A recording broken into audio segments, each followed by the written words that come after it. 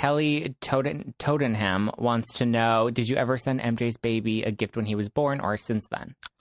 Not only did I give MJ a beautiful, very, very, very expensive Hermes blanket, I never got a thank you.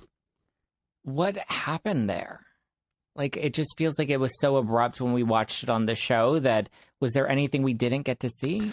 You actually haven't seen the scene with the Hermes blanket, so probably I shouldn't have said anything. Now I'm realizing that. But so much will be revealed, Zack. You have to keep watching because it's such a complex situation. And right now, it's like the very first layer of the onion. And as the episodes start to air and we start to peel back, everyone is going to see everything the actual way that it happened and went down. And once everything is out, people can make their decision on their own. The reality of the situation is, I always tell people, ask yourself, if MJ and I were in a beautiful place together, which we were. I celebrated her wedding. I scattered ashes of her father. We were in a beautiful place.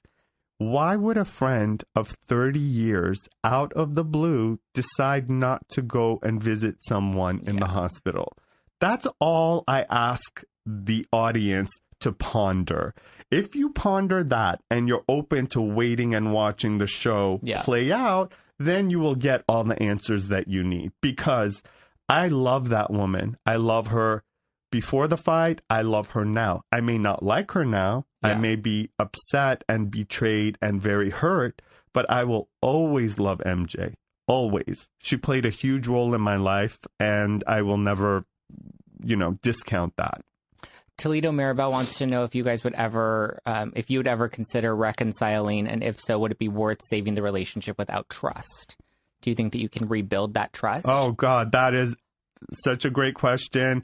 There is an episode in the near future coming up where MJ and I have a discussion, and it really involves truth and ownership, and you're going to see it all.